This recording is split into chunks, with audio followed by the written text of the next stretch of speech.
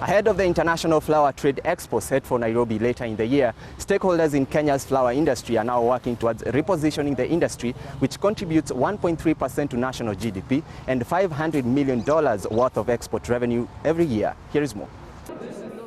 Kenya accounts for 35% of all flower sales in the European Union, effectively earning the title of Europe's flower garden. The significance of the flower industry to the Kenyan economy can also not be underestimated. It contributes approximately $1 billion every year to our GDP. And in 2014, the subsector contributed 2.8% of the national GDP, out of which already 1.52% was from the flower industry.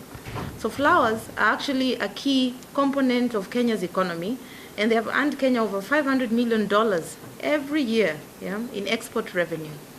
Within the EU market, approximately 65% of Kenyan flowers are sold across supermarkets in the Netherlands. The biggest competitors are Ecuador and Colombia. Kenya is the number 2 exporter in the world, and number 1 being Ecuador. Ecuador having performed at $610 million.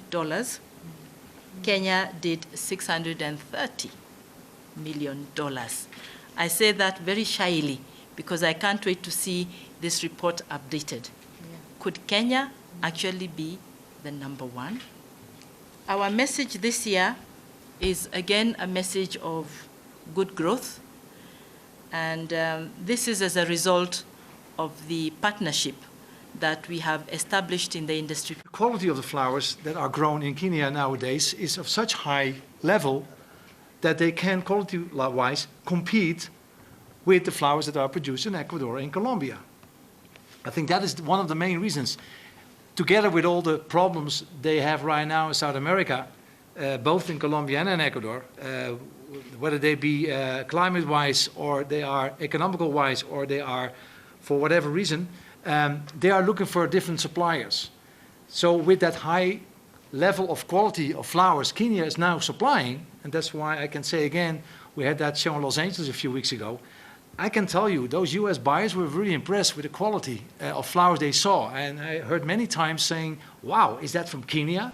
A setback for the Kenya flower sector has been the lack of distinct features or branding that would set aside the product in the global market.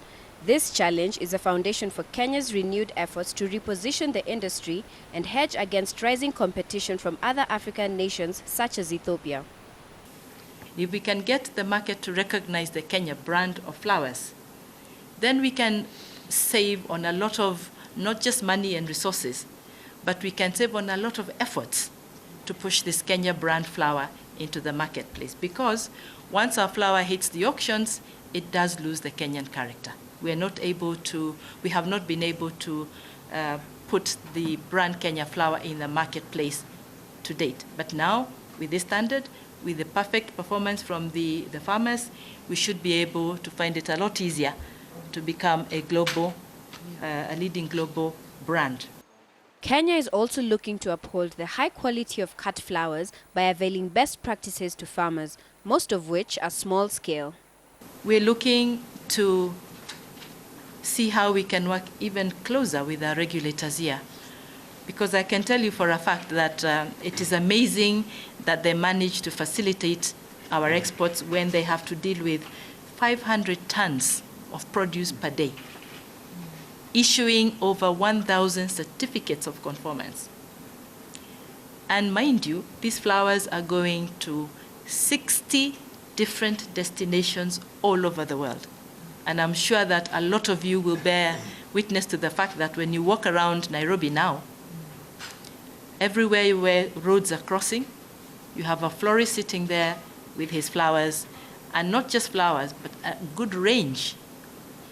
If for any reason a Kenyan flower finds itself in the marketplace and it is not up to the expected quality of the Kenyan market in terms of its vibrance in color, in terms of its shelf life, which we seem to enjoy a lot of, in terms of the way it is packaged, the biggest loser would be Kenya. Local stakeholders will also take advantage of the International Flower Trade Expo, which will be held for the 5th time in Kenya in June 2016. The event is expected to gather top flower markets from Europe, United Arab Emirates, and the US. We have no resources to carry all our small-scale farmers to an exhibition in the Netherlands. But we have now resources to bring the buyers, because they will be supporting themselves. You don't need a coin from your pocket to bring them. So all we are looking at is like we are bringing the market home. We cannot be wrong if we are looking at emerging markets.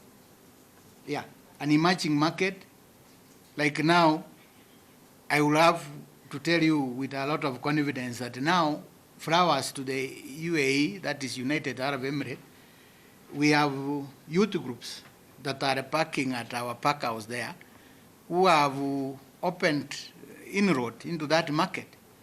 It is a market that is coming and it is growing.